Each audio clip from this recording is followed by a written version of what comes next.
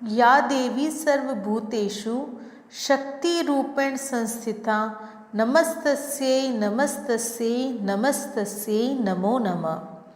नमस्कार भक्तगण, आप सभी का हमारे YouTube चैनल शक्ति सुदर्शन उज्जैन पर स्वागत है। हिंदू धर्म में नवरात्र पर्व का खास महत्व होता है। 9 दिन तक लोग पूरी निष्ठा और श्रद्धा से माँ दुर्गा की आराधना करते हैं और दुर्गा सप्तशती का पाठ करते हैं। भागवत पुराण में कहा गया है कि नवरात्र के दौरान दुर्गा सप्तशती का पाठ करने से माँ दुर्गा की विशेष कृपा प्राप्त होती है। साथ ही दैहिक, दैविक और भौतिक तीनों तरह के ताप दूर हो जाते हैं। हिंदू धर्म शास्त्रों की मान्यता है कि विशेष समय पर दुर्गा सप्तशती का पाठ किया जाए तो व्यक्ति की सभी मनोकामना बहुत ही जल्दी पूरी हो जाती है। नवरात्र के 9 दिन में दुर्गा सप्तशती का पाठ करने के लिए शुभ समय देखकर करना चाहिए। ऐसी मान्यता है कि श्री दुर्गा सप्तशती का पाठ करने से व्यक्ति की सभी मनोकामना जैसे नौकरी, संतान, भूमि, भवन और वाहन सभी मनोकामनाएं जल्द पूर्ण होती हैं। यदि दुर्गा सप्तशती का पाठ सही समय पर किया जाए तो माता रानी की अति विशेष कृपा प्राप्त होती है। दुर्गा सप्तशती पाठ एक बहुत ही बड़ी उपासना है। दुर्गा सप्तशती का पाठ करना बहुत ही शुभ एवं लाभकारी रहता है, परंतु यदि इसका पाठ नवरात्र के दिनों में नियमित रूप से किया जाए तो व्यक्ति को विशेष फल प्राप्त होता है। घर में नकारात्मकता ऊर्जा प्रवेश भी नहीं होने पाती है, सदा सकारात्मकता बनी रहती है। सप्तशती में कुल 13 अध्याय हैं, जिन्हें 3 चरित्र या यूं कहें 3 हिस्सों में बांटा गया है। प्रथम चरित्र जिसमें मधुकैटभ वध की कथा है। मध्यम चरित्र में सेना सहित महिषासुर के वध की कथा है और उत्तर चरित्र में शुभ निशुभ वध और सूरत एवं वैश्य को मिले देवी के वरदान की कथा है। हर अध्याय के पाठ का अलग अलग फल मिलता है। पुराणों के अनुसार भगवान शिव ने माता पार्वती को एक उपाय बताया था। उन्होंने माता पार्वती से कहा था कि जो अग्रला, किलक और कवच का नित्य पाठ करते हैं उन्हें पुण्य फल की प्राप्ति होती है और संपूर्ण दुर्गा सप्तशती के पाठ का लाभ भी मिलता है। आज के इस वीडियो में हम दुर्गा सप्तशती पाठ के तीसरे व चौथे अध्याय का श्रवण करेंगे। दोनों अध्यायों का अपना अपना महत्व है। इस वीडियो को अंत तक ज़रूर देखिए और अगर आप हमारे चैनल पर नए हैं तो चैनल को सब्सक्राइब ज़रूर करें और वीडियो को लाइक एंड शेयर करें। बेल आइकन को दबाएं ताकि आने वाली नई वीडियोस की नोटिफिकेशन आपको मिलती रहे। तीसरे अध्याय को पढ़ने से शत्रु से छुटकारा पाने के लिए पढ़ा जाता है। शत्रु यदि बिना कारण बन रहे हैं और नुकसान का पता न चल रहा हो तो कि कौन कर रहा है तो यह पाठ उपयुक्त है। चौथे अध्याय को पढ़ने से भक्ति, शक्ति और दर्शन प्राप्त होते हैं। जो साधना से जुड़े होते हैं वह समाज हित में साधना को चेतना देना चाहते हैं तो यह पाठ फल देता है। अब हम तीसरे अध्याय का श्रवण करेंगे। तीसरा अध्याय सेनापतियों सहित महिषासुर का वध। महर्षि मेधा ने कहा, महिषासुर की सेना नष्ट होती देखकर उस सेना का सेनापति शिशुर क्रोध में भर देवी के साथ युद्ध करने के लिए आगे बढ़ा। वह देवी पर इस प्रकार बाणों की वर्षा करने लगा मानो सुमेरु पर्वत पानी की धार बरसा रहा हो। इस प्रकार देवी ने अपने बाणों से उसके बाणों को काट डाला तथा उसके घोड़े व सारथी को मार दिया। साथ ही उसके धनुष और उसकी अत्यंत ऊंची ध्वजा को भी काटकर नीचे गिरा दिया। उसका धनुष कट जाने के पश्चात उसके शरीर के अंगों को भी अपने बाणों से बिंद दिया। धनुष घोड़ों तथा सारथी के नष्ट हो जाने पर वह असुर ढाल और तलवार लेकर देवी की तरफ आया। उसने अपने तीक्ष्ण धार वाली तलवार से देवी के सिंह के मस्तक पर प्रहार किया और बड़े वेग से देवी की बाई भुजा पर वार किया, किंतु देवी की बाई भुजा को छूते ही उस दैत्य की तलवार टूटकर दो टुकड़े हो गई। इससे दैत्य ने क्रोध में भरकर शूल हाथ में लिया और उसे भद्रकाली देवी की ओर फेंका। देवी की ओर आता हुआ वह शूल आकाश से गिरते हुए सूर्य के समान प्रज्वलित हो उठा। उस शूल को अपनी ओर आते हुए देखकर देवी ने भी शूल छोड़ा और महाअसुर के शूल के 100 टुकड़े कर दिए और साथ ही महाअसुर के प्राण भी हर लिए। शिशुर के मरने पर देवताओं को दुख देने वाला चामर नामक दैत्य हाथी पर सवार होकर देवी से लड़ने के लिए आया और उसने आने के साथ ही शक्ति से प्रहार किया, किंतु देवी ने अपनी हुंकार से ही उसे तोड़कर पृथ्वी पर डाल दिया। शक्ति को टूटा हुआ देखकर दैत्य ने क्रोध से लाल होकर शूल को चलाया, किंतु देवी ने उसको भी काट दिया। इतने में देवी का सिंह उछलकर हाथी के मस्तक पर सवार हो गया और दैत्य के साथ बहुत ही तीव्र युद्ध करने लगा। फिर वह दोनों लड़ते हुए हाथी पर से पृथ्वी पर आ गिरे और दोनों बड़े क्रोध से लड़ने लगे। फिर सिंह बड़े जोर से आकाश की ओर उछला और जब पृथ्वी की ओर आया तो अपने पंजे से चामर का सिर धड़ से अलग कर दिया। क्रोध में भरी हुई देवी ने शीला और वृक्ष आदि की चोटों से उदग्र को भी मार दिया। कराल को दांतों, मुक्कों और थप्पड़ों से चूर्ण कर दिया। क्रुद्ध हुई देवी ने गदा के प्रहार से उदत्त दैत्य को मार गिराया। बिंदीपाल से वाष्पकल को, बाणों से ताम्र तथा अंधक को मौत के घाट उतार दिया। तीनों नेत्रों वाली परमेश्वरी ने त्रिशूल से उग्रासय, उग्रवीर और महाहनु नामक राक्षसों को मार गिराया। उसने अपनी तलवार से विडाल नामक दैत्य का सर काट डाला तथा अपने बाणों से दूधर और दुर्मुख राक्षसों को यमलोक को पहुंचा दिया। इस प्रकार जब महिषासुर ने देखा कि देवी ने मेरी सेना को नष्ट कर दिया है, तो वह भैंसे का रूप धारण कर देवी के गणों को दुख देने लगा।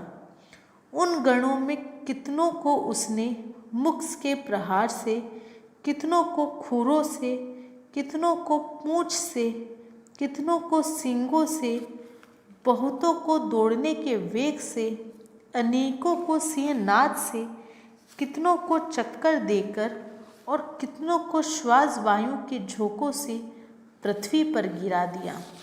वह दैत्य इस प्रकार गणों की सेना को गिरा देवी के सिंह को मारने के लिए दौड़ा। इस पर देवी की बड़ा गुस्सा आया। उधर दैत्य भी क्रोध में भरकर धरती को खुरों से खोदने लगा तथा सींगों से पर्वतों को उखाड़ उखाड़ कर धरती पर फेंकने लगा और मुख से शब्द करने लगा।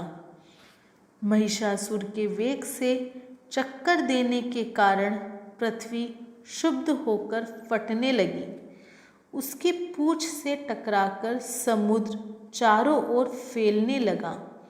हिलते हुए सिंहों के आघात से मेघ खंड खंड हो गए और श्वास से आकाश में उड़ते हुए पर्वत फटने लगे। इस तरह क्रोध में भरे हुए राक्षस को देख चंडिका को भी क्रोध आ गया और वह उसको मारने के लिए क्रोध में भर गई। देवी ने पाश फेंककर दैत्य को बांध लिया और उसने बंध जाने पर दैत्य का रूप त्याग दिया और सिंह का रूप बना लिया। और ज्यों ही देवी उसका सिर काटने के लिए तैयार हुई कि उसने पुरुष का रूप बना लिया, जो कि हाथ में तलवार लिए हुए था। देवी ने तुरंत ही अपने बाणों के साथ उस पुरुष को उसकी तलवार ढाल सहित बिंध डाला। इसके पश्चात वह हाथी के रूप में दिखाई देने लगा और अपनी लंबी सूंड से देवी के सिंह को खींचने लगा और गरजने लगा। देवी ने अपनी तलवार से उसकी सूंड काट डाली। तब राक्षस ने एक बार फिर भैंसे का रूप धारण कर लिया और पहले की तरह चर अचर जीवों सहित समस्त त्रिलोकी को व्याकुल करने लगा। इसके पश्चात क्रोध में भरी हुई देवी को बारंबार उत्तम मधु का पान करने लगी और लाल लाल नेत्र करके हंसने लगी। उधर बलवीर तथा मद से क्रुद्ध हुआ दैत्य भी गरजने लगा। अपने सींगों से देवी पर पर्वतों को फेंकने लगा।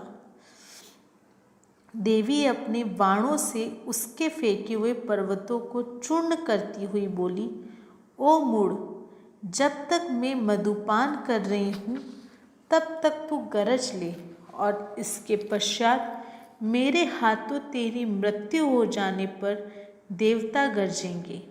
महर्षि मेधा ने कहा।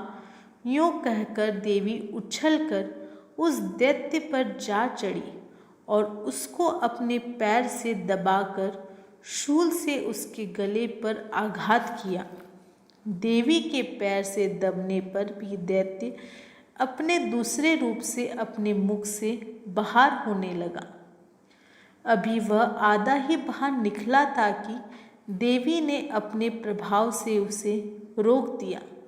जब वह आधा निकला हुआ ही दैत्य युद्ध करने लगा तो देवी ने अपनी तलवार से उसका सिर काट दिया।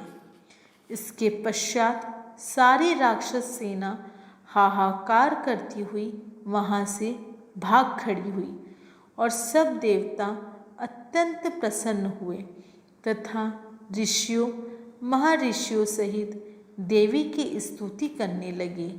गंधर्व राज गान करने तथा अप्सराएं नृत्य करने लगी। तीसरा अध्याय समाप्त हुआ। अब हम चौथे अध्याय का श्रवण करते हैं। महर्षि मेधा बोले, देवी ने जब पराक्रमी दुरात्मा महिषासुर को मार गिराया और असुरों की सेना को मार दिया, तब इंद्रादि समस्त देवता अपने सिर तथा शक्ति को झुकाकर भगवती की स्तुति करने लगे। जिस देवी ने अपनी शक्ति से यह जगत व्याप्त किया है और जो संपूर्ण देवताओं तथा महर्षियों की पूजनीय है, उस अंबिका को हम भक्तिपूर्वक नमस्कार करते हैं। वह हम सबका कल्याण करे। जिस अतुल प्रभाव और बल का वर्णन भगवान विष्णु, शंकर और ब्रह्मा जी भी नहीं कर सके, वह चंडिका देवी इस संपूर्ण जगत का पालन करे और अशुभ भय का नाश करे। पुण्य आत्माओं के घरों में तुम स्वयं लक्ष्मी रूप हो और पापियों के घर में तुम अलक्ष्मी रूप हो, और सत्कुल में उत्पन्न होने वालों के लिए तुम लज्जा रूप होकर उनके घरों में निवास करती हो। हम उस दुर्गा भगवती को नमस्कार करते हैं। हे देवी, इस विश्व का पालन करो। हे देवी, हम तुम्हारे अचिंतनीय रूप का किस प्रकार वर्णन करें। असुरों के नाश करने वाले, भारी पराक्रम तथा समस्त देवताओं और दैत्यों के विषय में जो तुम्हारे पवित्र चरित्र है, उनको हम किस प्रकार वर्णन करें। हे देवी, त्रिगुणात्मिका होने पर भी तुम संपूर्ण जगत की उत्पत्ति का कारण हो। हे देवी, भगवान विष्णु, शंकर आदि किसी भी देवता ने तुम्हारा पार नहीं पाया। तुम सबकी आश्रय हो। यह संपूर्ण जगत तुम्हारा ही अंश रूप है, क्योंकि तुम सबकी आदिभूत प्रकृति हो। हे देवी, तुम्हारे जिस नाम के उच्चारण से संपूर्ण यज्ञों में सब देवता तृप्ति लाभ करते हैं, वह स्वाहा तुम ही हो। इसके अतिरिक्त तुम पितरों की तृप्ति का कारण हो, इसलिए सब आपको स्वधा कहते हैं।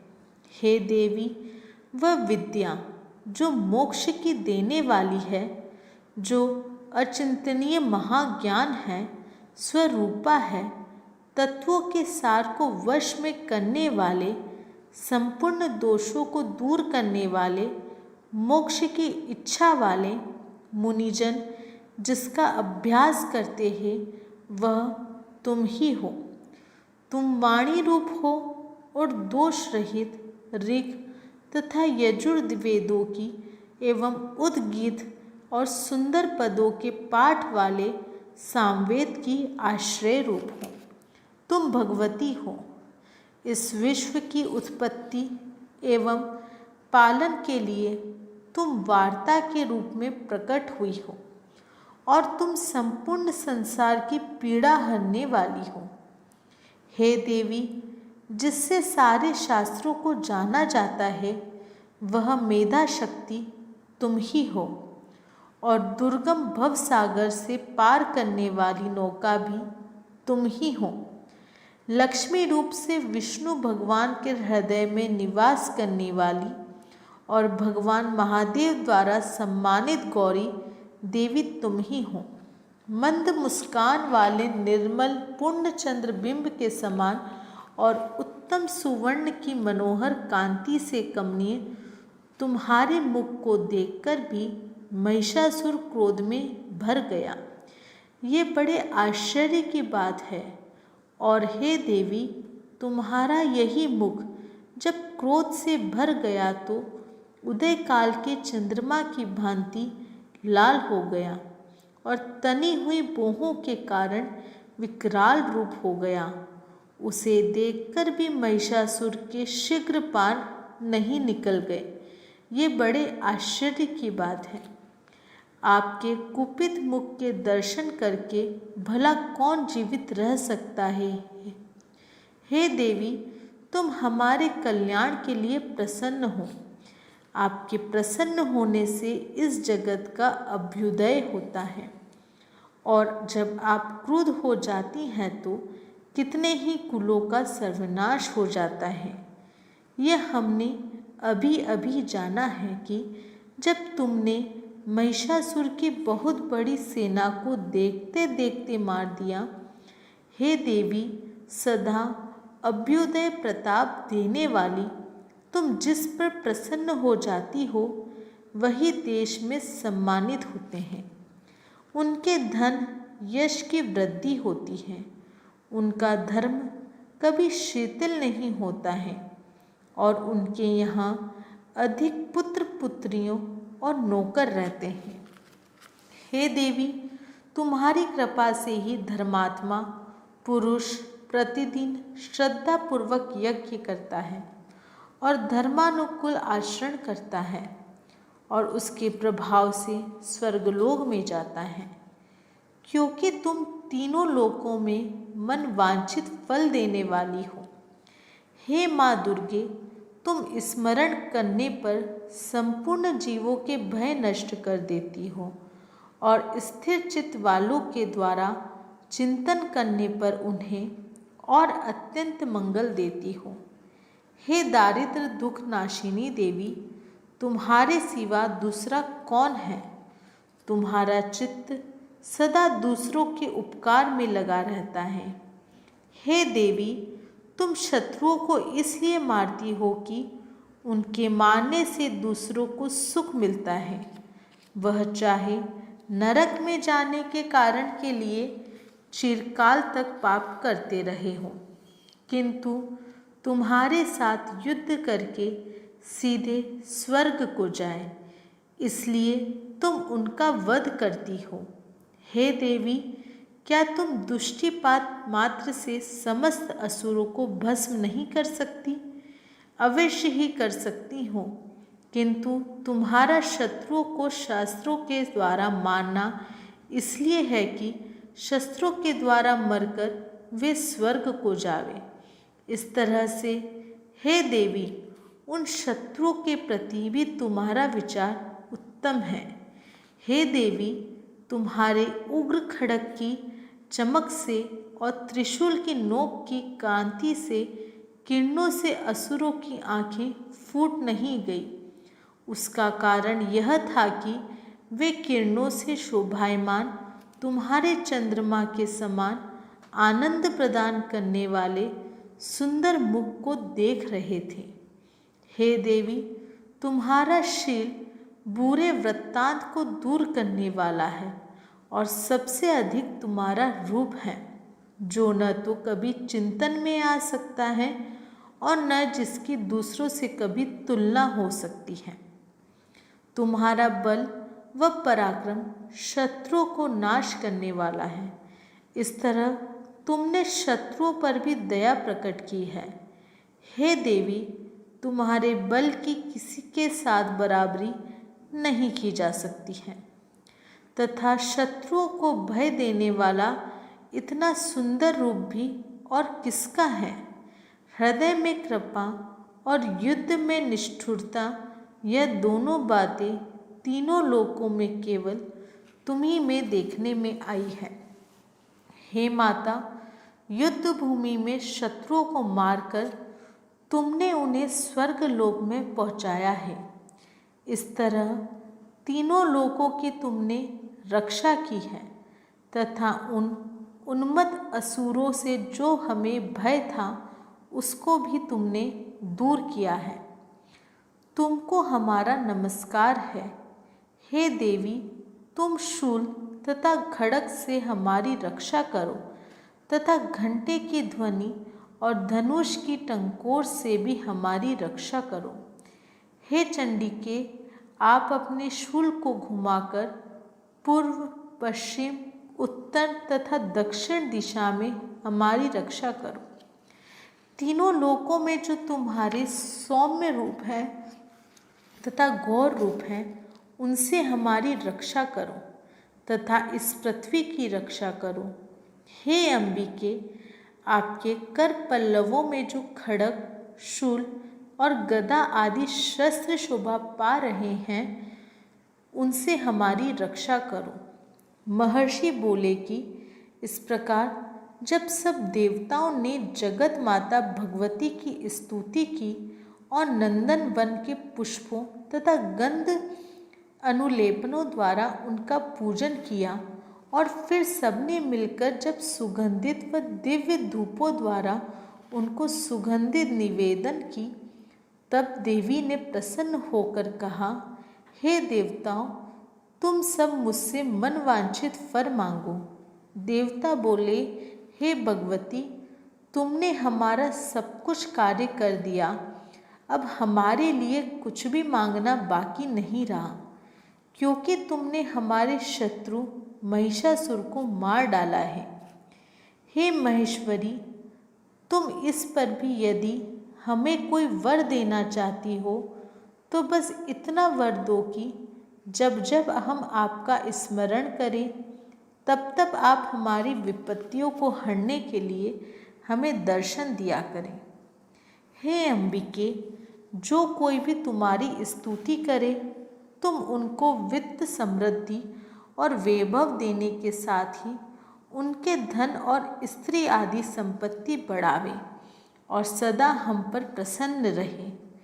महर्षि बोले, हे राजन, देवताओं ने जब जगत के लिए तथा अपने लिए इस प्रकार प्रश्न किया तो बस तथास्तु कहकर देवी अंतर्ध्यान हो गई।